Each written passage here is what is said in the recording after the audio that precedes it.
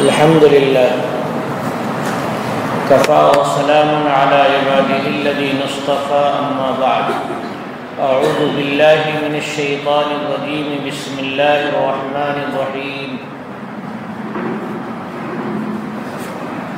وقل الحق من ربكم فمن شاء فليؤمن ومن شاء فليكفر إنا أعتدنا للظالمين نارا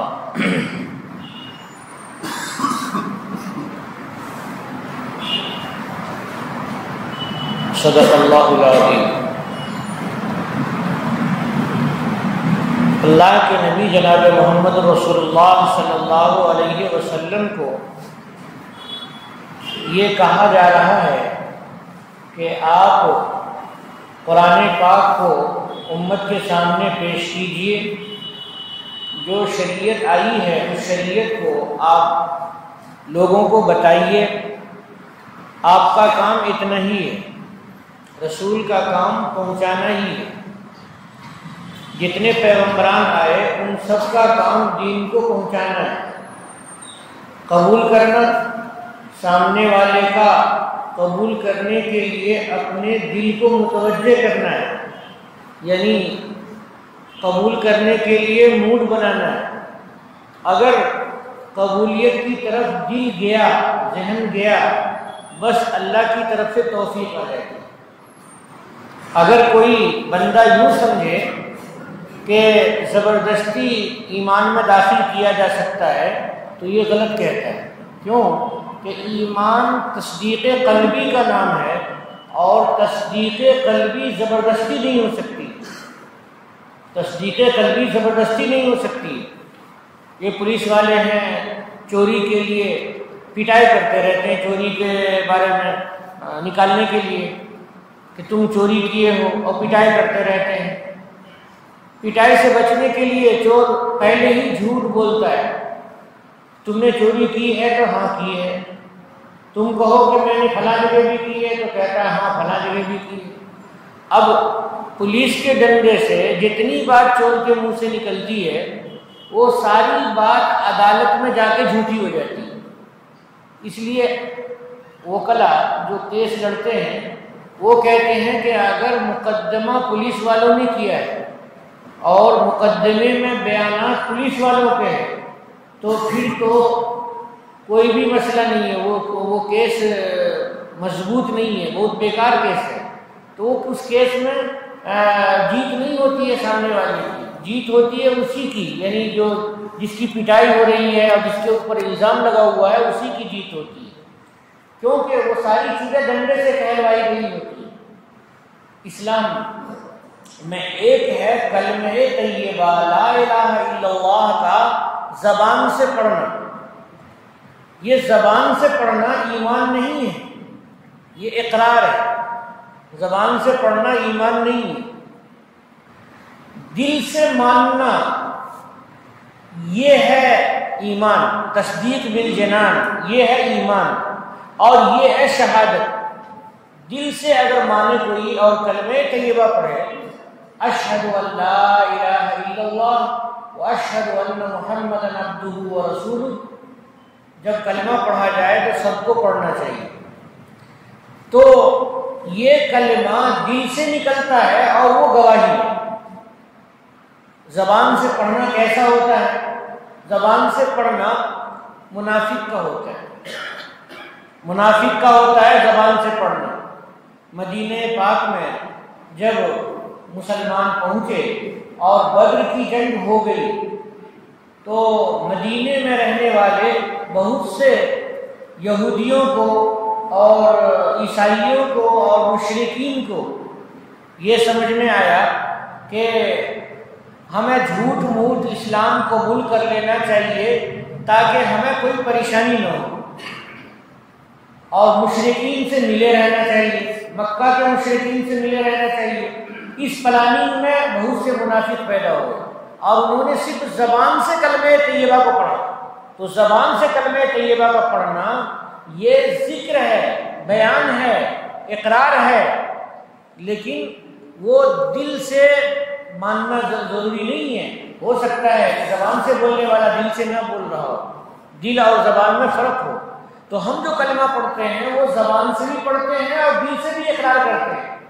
ایمان میں 3 چیزیں ہیں، کلمہ طیبہ کا زبان سے پڑھنا، اور کلمہ طیبہ کا دل سے ماننا، اور کلمہ طیبہ کے تقاضوں پر عمل کرنا، اعضاء اور جوارح سے عمل کرنا۔ اعضاء جوارح سے عمل کرنے کا مطلب ہے کہ روزہ آیا تو روزہ رکھ لینا، یہ پورے جسم کا سے عمل ہے، اور نماز پڑھنے کا ٹائم ہوا تو نماز پڑھنا، یہ ہاتھ پیر اور جسم کا عمل ہے۔ حج کے لیے اللہ نے پیسے عطا فرمائے تو اب اس کے لیے جانا چلنا یہ بدن کا عمل ہے، مال خرچ کرنا یہ بھی اپنی کمائی بدن کا عمل ہے۔ تو زبان سے اقرار کرنا اور دل سے ماننا، تصدیق کرنا، اور اعضاء اور جوارح سے اسے ادا کرنا، اس کو اصطلاح میں بولتے ہیں اقرار باللسان، تصدیق بالجنان۔ جنان اقرار باللسان کے معنی زبان سے اقرار کرنا، تصدیق بالجنان دل سے سچا ماننا، عمل بالارکان اعضاء اور جوارح سے عمل کرنا، عمل بالارکان، ارکان کے معنی ہاتھ پیر اور بدن، تو عمل بالارکان، تو یہ ایمان ہے۔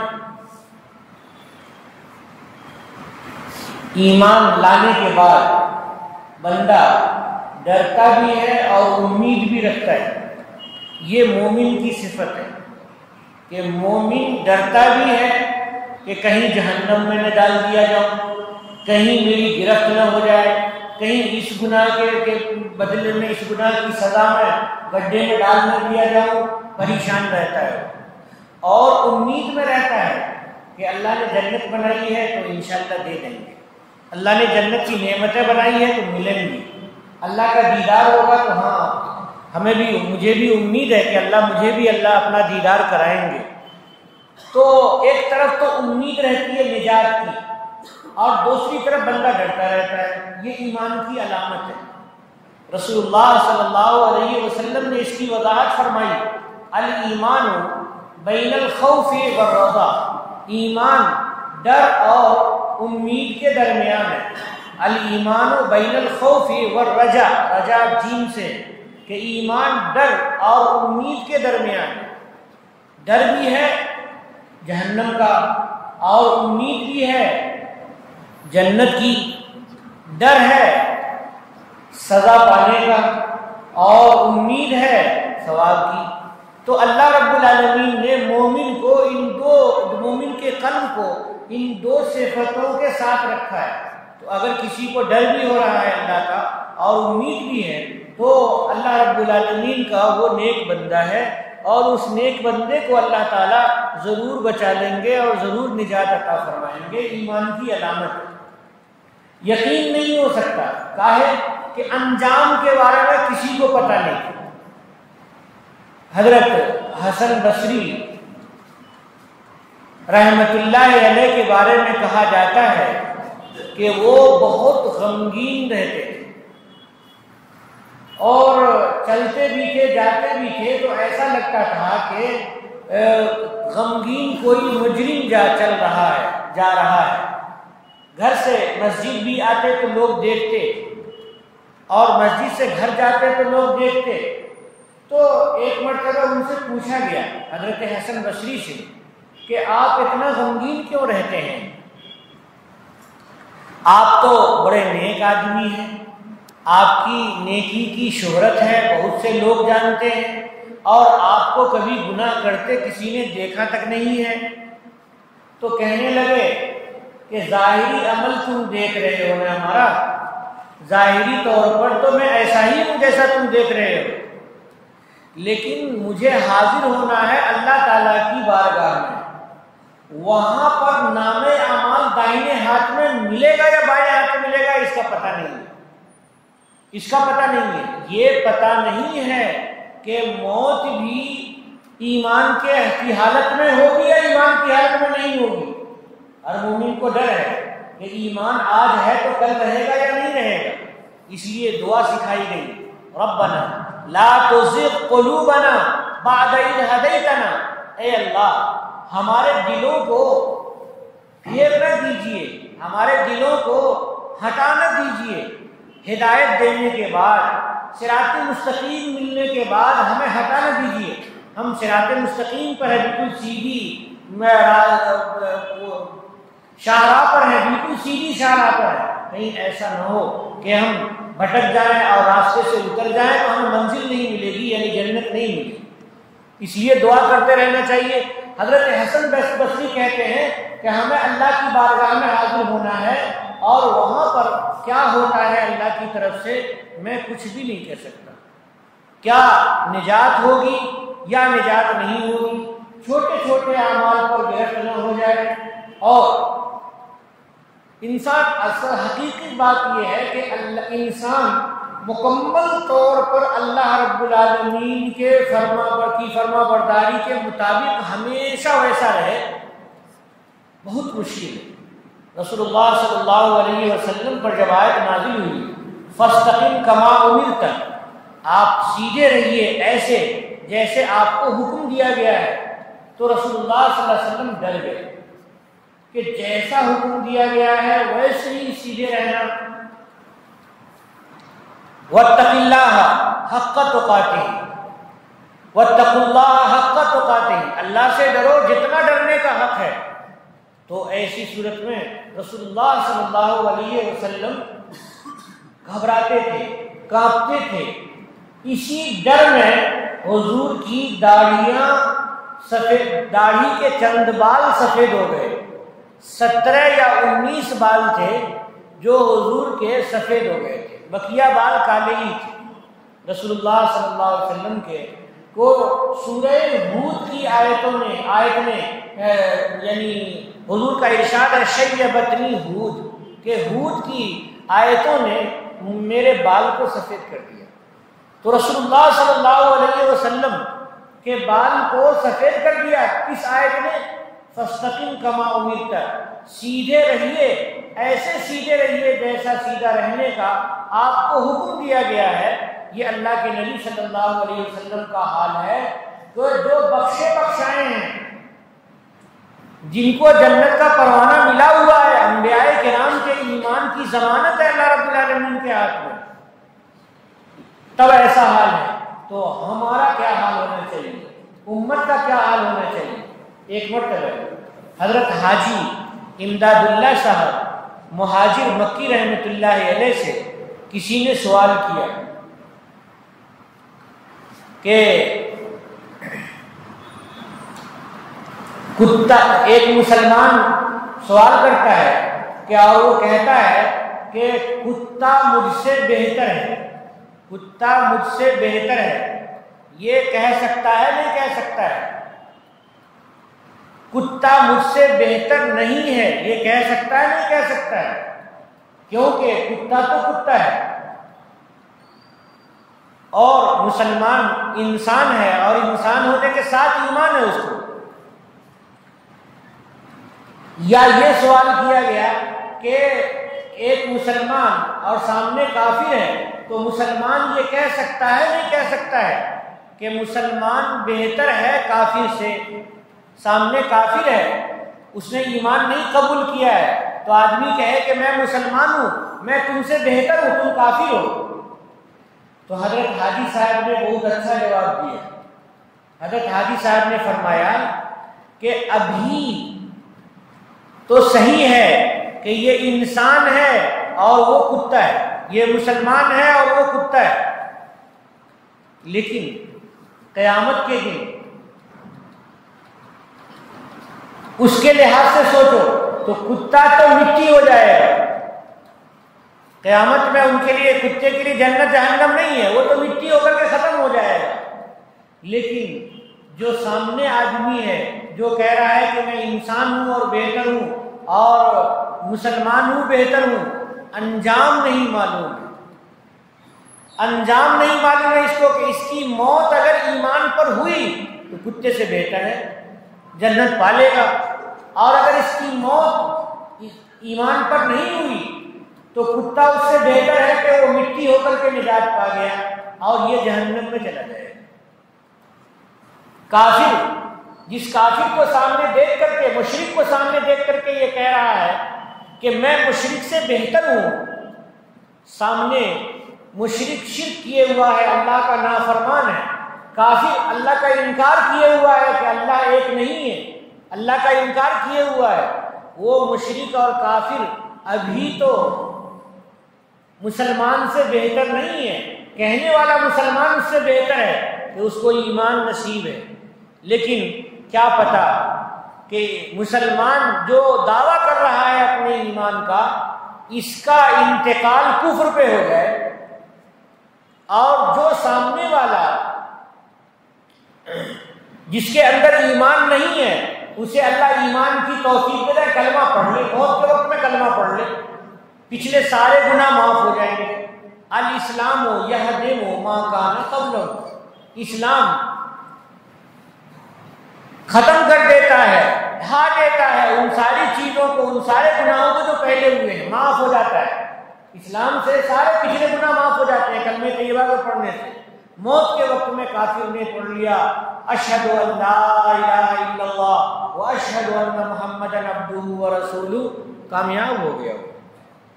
اور جس مسلمان نے دعویٰ کیا تھا کہ اے کافر میں تم سے بہتر ہوں، اے مشرک میں تم سے بہتر ہوں، اس مسلمان نے موت سے پہلے کلمے کا انکار کر دیا، نعوذ باللہ، کافر ہو گیا۔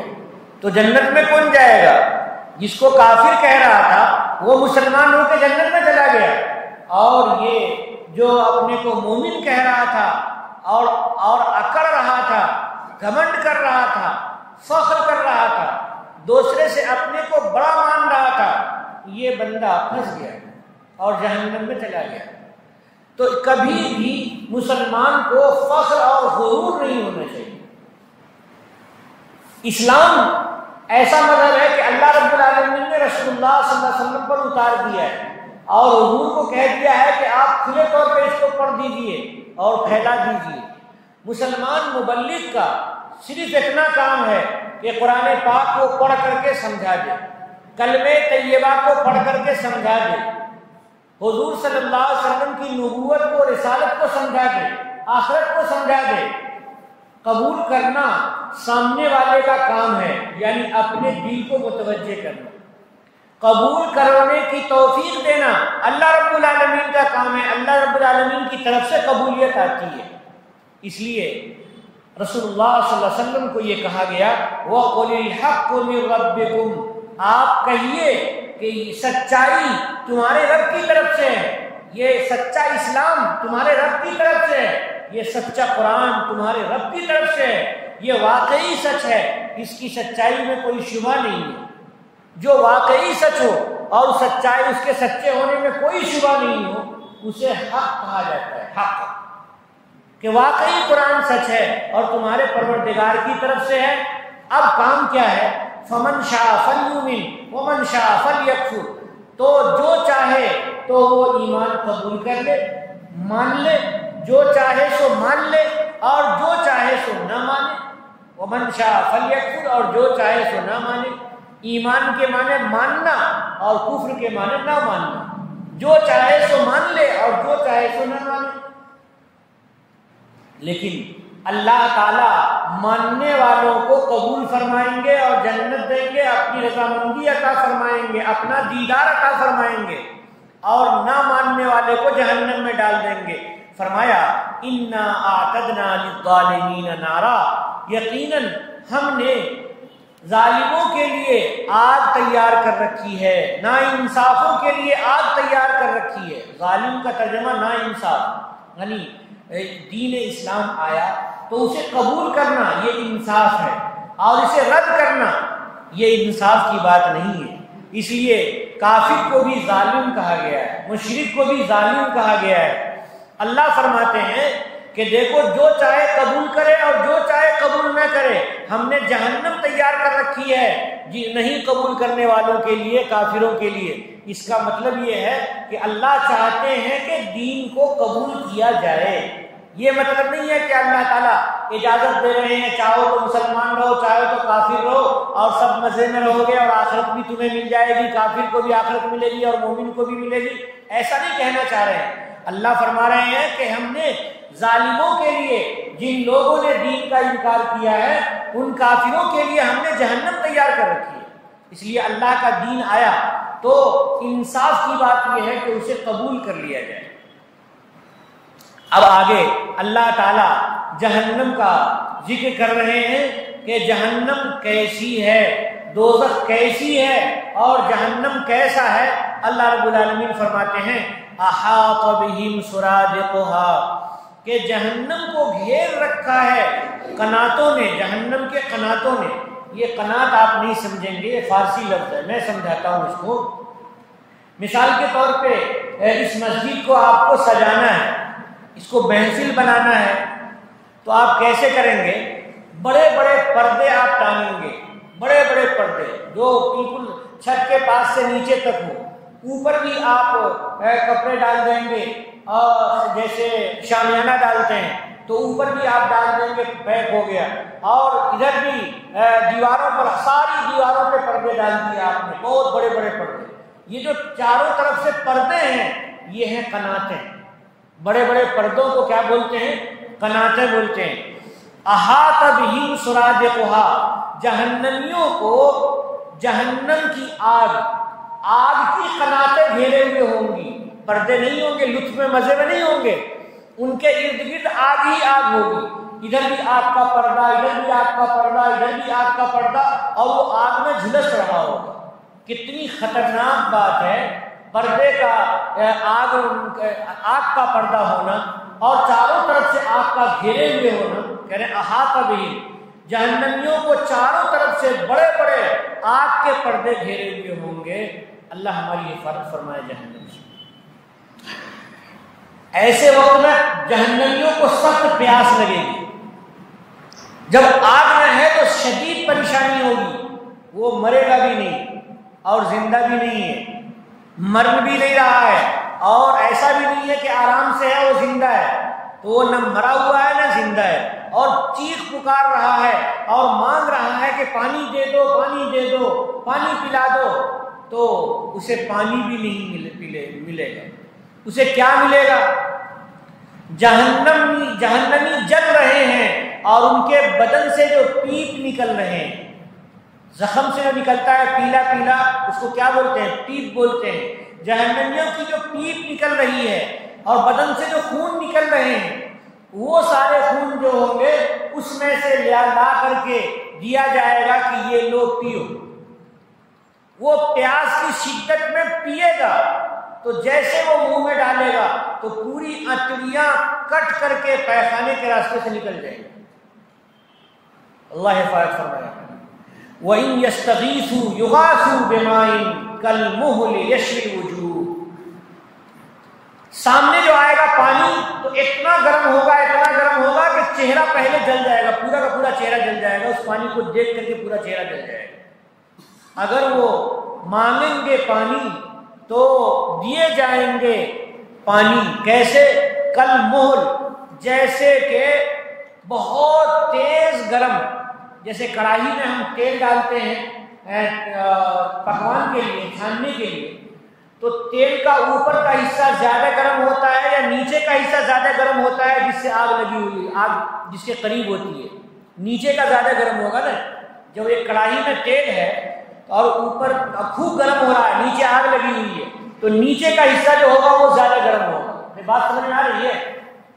تو یہ جو نیچے کا حصہ ہے یہ زیادہ گرم ہے۔ کہہ رہے ہیں کالمہل، اسی کو تلچھٹ بولتے ہیں، تیل کے نیچے کا حصہ، کڑاہی میں تیل کے نیچے کا حصہ شدید ترین گرم، کالمہل، جیسے کہ کڑاہی کے نیچے کا تیل ہو، شدید گرم ہو۔ یشوی الوجوہ، وہ چہرے کو جلا دے گا، جیسے وہ آئے گا پینے کے لیے تو چہرہ جل جائے گا پورا۔ بئس الشراب، بہت بری شراب ہے یہ، بہت بری پینے کی چیز ہے یہ، شراب کے معنی پینے کی چیز، بہت بری چیز ہے پینے کی۔ وَسَاءَتْ مُرْتَفَقًا، اور بہت بری جگہ ہے آرام کی کرنے کی۔ یعنی وہ جو آرام کے لیے رکھی گئی ہے جگہ، اس میں آرام ملے گا کسی جہنمی کو؟ نہیں ملے گا۔ کہتے ہیں کہ رہنے کی بہت بری جگہ ہے، جہنم بہت بری جگہ ہے، اس لیے اللہ کے نیک بندوں کو جہنم سے پناہ مانگنا چاہیے، پناہ مانگنی چاہیے جہنم سے، کہ وہ بہت بری جگہ ہے، بہت بری جگہ ہے۔ اور جہنمی کامیاب نہیں ہے، جنتی کامیاب ہے۔ جہنم میں بندہ سوچے گا ایمان قبول کر لیں، 1000 بار وہ ایمان قبول کرے گا، لیکن ان کا ایمان اللہ رب العالمین کے یہاں قابل قبول نہیں ہوگا، ایمان قابل قبول نہیں ہوگا۔ جہنم سے کائنات کی ہر چیز کو ڈر لگا ہوا ہے، زمین کو بھی ڈر لگا ہوا ہے، آسمان کو بھی ڈر لگا ہوا ہے، پتھروں کو بھی ڈر لگا ہوا ہے، پہاڑوں کو بھی ڈر لگا ہوا ہے، چاند سورج کو بھی ڈر لگا ہوا ہے۔ سورج اتنا گرم ہے، اس کے باوجود اسے جہنم میں سے ڈر لگتا ہے۔ اللہ رب العالمین ہماری اور آپ کی حفاظت فرمائے۔ ایک روایت میں آتا ہے، روایت کی میں نے تحقیق نہیں کی، لیکن روایت لکھی ہے کہ ایک روایت میں ہے کہ جب اللہ تعالیٰ نے انسان کو بنانا چاہا، حضرت آدم علیہ السلام کو بنانا چاہا، تو اللہ تعالیٰ نے فرشتوں سے کہا کہ زمین سے مٹی لے آؤ۔ پوری زمین کی مٹی جمع کی گئی تھی، کالی مٹی بھی، سفید مٹی بھی، اور جتنی قسم کی مٹیاں ہیں ساری مٹیاں جمع کی گئی تھی۔ اس لیے کوئی انسان گورا ہے، کوئی انسان کالا ہے، کوئی انسان سانولا ہے، ہر طرح کی مٹی جمع کی تھی۔ تو فرشتوں کو حکم ہوا کہ جاؤ زمین سے مٹی لے آؤ۔ کیا کرنا ہے؟ تو ایک انسان بنانا ہے، وہ انسان نیکی کرے گا تو جنت دیں گے اور گناہ کرے گا تو جہنم میں ڈالیں گے۔ تو فرشتے آئے زمین سے کہنے کے لیے کہ زمین تم اپنا کچھ حصہ دو، اللہ تعالیٰ ایک مخلوق بنائیں گے۔ تو زمین نے کہا کہ اچھا، مجھے تو معلوم یہ ہوا ہے کہ وہ ایسی مخلوق اللہ رب العالمین بنانا چاہ رہے ہیں کہ جس مخلوق نے فرما برداری کی تو اسے جنت ملے گی، اور اس مخلوق نے اگر نافرمانی کی تو وہ جہنم میں ڈالی جائے گی۔ تو میں نہیں دیتی، میں نہیں دیتی۔ زمین نے انکار کیا کہ میں نہیں دیتی، اگر میری مرضی پر ہے تو میں نہیں دیتی۔ اب فرشتے بھیجے گئے تھے اللہ کی طرف سے، اور زمین سے کہا جا رہا تھا کہ تم مٹی اپنی دو، اور زمین کہہ رہی تھی کہ نہیں، میں نہیں دوں گی، کیونکہ میرے سے جسم بننے کے بعد پھر جہنم میں ڈال دیا جائے گا، تو میں نہیں دوں گی۔ تو فرشتے خاموش ہو گئے۔ حضرت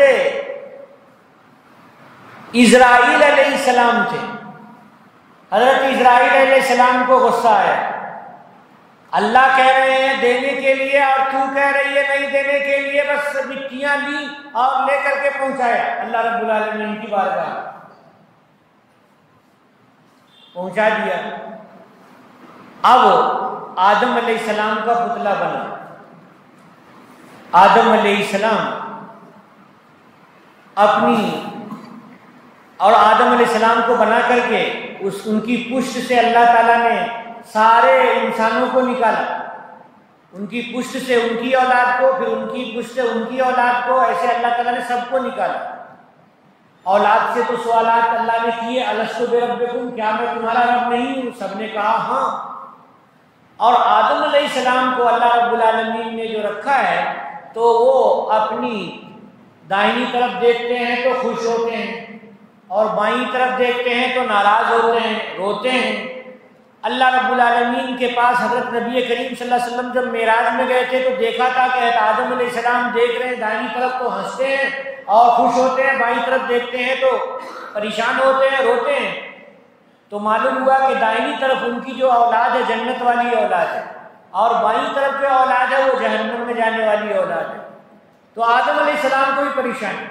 بہرحال جب آدم علیہ السلام کو اللہ تعالیٰ نے بنا دیا، ان کی اولاد کو بنا دیا، تو اسرائیل علیہ السلام کو بلایا کہ دیکھو زمین سے مٹی تم ہی لے کر کے آئے تھے، اس لیے تمہاری ذمہ داری ہے مٹی کو واپس کرنا، مٹی کو واپس کرنا تمہاری ذمہ داری ہے۔ اس لیے انسان مٹی ہے، انسان مٹی سے بنا ہے، زمین سے ہی انسان بنا ہے۔ آدم علیہ السلام کو اللہ رب العالمین نے اپنے دست قدرت سے بنایا اور زمین سے ہی انسان کو بنایا۔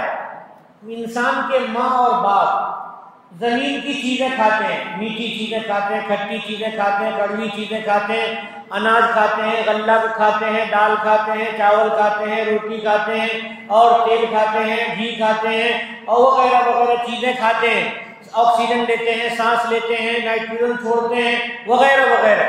یہ ساری کائنات یعنی زمین سے ہی نکلی ہوئی چیزیں، یہ ساری زمین سے نکلی ہوئی چیزیں انسان استعمال کرتا ہے، اسی سے انسان کا مادہ بنتا ہے اور اسی مادے سے انسان بنتا ہے۔ تو انسان اسی زمین سے نہ بنا۔ تو حضرت اسرائیل کو اللہ رب العالمین نے کہا کہ تم مٹی لائے تھے تو مٹی واپس کرنا بھی تمہارا ہی کام ہے، اس لیے روح نکالنا حضرت اسرائیل کے سپرد کیا گیا کہ انسان کی روح نکل جاتی ہے، اب وہ انسان نہیں ہے بلکہ وہ مٹی ہے، اس کو بولتے ہیں لاش۔ لاش کے معنی لاش ہے، نو تھنگ، کوئی چیز نہیں ہے وہ، یہ لاش ہے، لاش کے معنی کوئی چیز نہیں ہے، وہ مٹی ہے۔ اب وہ مٹی حضرت اسرائیل نے زمین پہ چھوڑ دی اور روح نکال کر کے لے گئے، تو زمین کو کہا کہ دیکھ تمہاری امانت تمہارے حوالے، تمہاری امانت تمہاری سیوا میں، تمہارے حوالے، یہ ہم نے دے دی تمہیں۔ تو زمین کی امانت کو زمین کو واپس کیا، حضرت اسرائیل نے واپس کیا کہ اللہ رب العالمین نے انہیں آرڈر پہ لگا رکھا ہے، حکم دے رکھا ہے کہ زمین سے مٹی تم ہی لائے تھے، اس لیے ساری مٹی کو تم زمین کے حوالے کرو۔ انسان کو زمین کے حوالے کر دیا جاتا ہے۔ اب زمین کے حوالے کیا جاتا ہے تو زمین کہتی ہے، قبر کہتی ہے کہ جتنے لوگ روئے زمین پہ چلتے تھے تم ان میں سب سے اچھے ہو، اگر وہ جنتی ہوتا ہے تو، اور جب آدمی برا ہوتا ہے تو زمین کہتی ہے کہ جتنے لوگ روئے زمین پر چلتے تھے ان سب میں تم برے ہو، یہ زمین کہتی ہے ان سب میں تم برے ہو۔ اور زمین جنتی کو دیکھ کر کے خوش ہو جاتی ہے اور قبر پھیل جاتی ہے، اور جہنمی کو دیکھ کر کے زمین بہت غصہ ہوتی ہے کہ تو ہی ہے جو میرا حصہ ہے اور تو ہی ہے جو میرا حصہ جہنم میں ڈالا جائے گا۔ تو زمین سخت ناراض ہوتی ہے، قبر سخت ناراض ہوتی ہے۔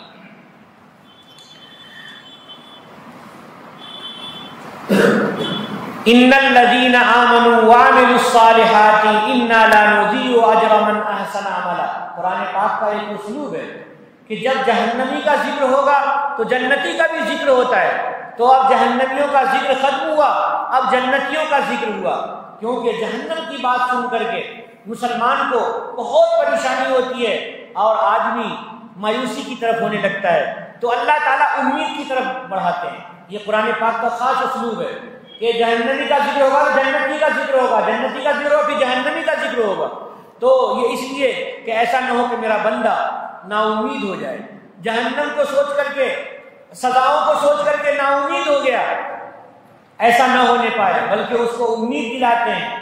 ان الذین آمنوا وعملوا الصالحات، یقیناً جن لوگوں نے مجھے مان لیا، ایمان قبول کر لیا، توحید کو مان لیا، اللہ اور رسول اور سارے ایمانیات کو مان لیا، وعملوا الصالحات، اور نیکیاں کی، انا لا نضیع اجر من احسن عملا، تو ہرگز ہم ضائع نہیں کریں گے، برباد نہیں کریں گے اس آدمی کے ثواب کو جو عمل میں اچھا ہے، جو عمل میں اچھا ہے یا جو اچھا عمل کیا ہے، نیکی کرنے والا ہے، نیکی کرنے والے کے ثواب کو ہم ضائع نہیں کریں گے۔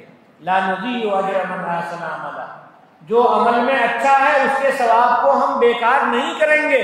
اولئک لہم جنات عدن تجری من تحتها الانہار یحلون فیہا من اساور من ذہب ویلبسون ثیابا خضرا من سندس واستبرق متکئین فیہا علی الارائک نعم الثواب وحسنت مرتفقا۔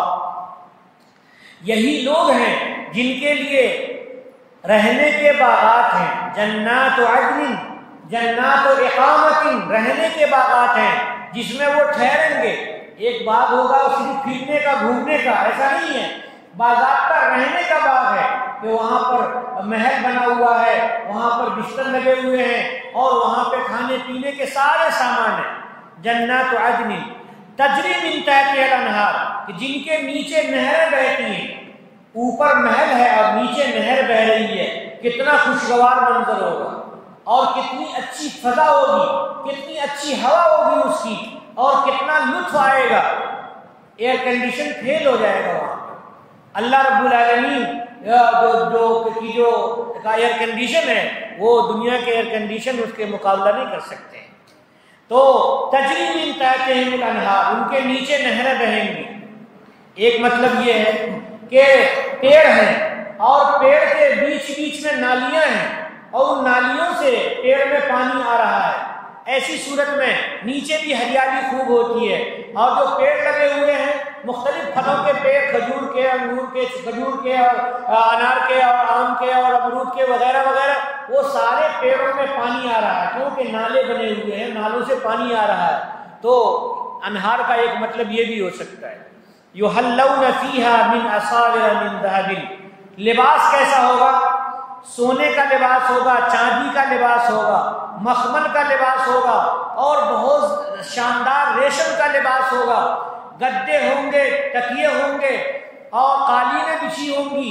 ان سب کو اللہ فرما رہے ہیں یحلون فیہا من اساور من ذہب، وہ پہنائے جائیں گے جنت میں سونے کے کنگن، سونے کے کنگن اور کڑے پہنائے جائیں گے، بہت خوبصورت قسم کے ہوں گے، دنیا کی کمپنی کے نہیں ہوں گے، وہ بہت خوبصورت ہوں گے، پہنائے جائیں گے۔